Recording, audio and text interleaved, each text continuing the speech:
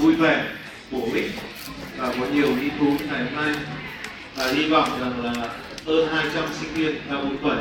ra trường các bạn sẽ có việc làm. Một vấn đề hiện nay rất là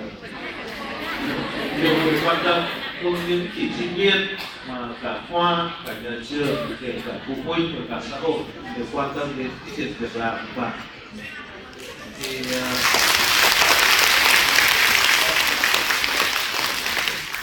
lần nữa xin thay mặt cho khoa tiếng Anh và cho toàn thể sinh viên K47, các thầy cô giáo ở trường, xin cảm ơn cô Lê Thanh Huyền, tổng giám đốc công ty Tân Việt, và cùng các bạn cộng sự, cùng với ông Trương Văn Dũng, phó tổng giám đốc công ty cổ phần sữa Việt Nam, đã đến, đã giúp cho khoa tiếng Anh,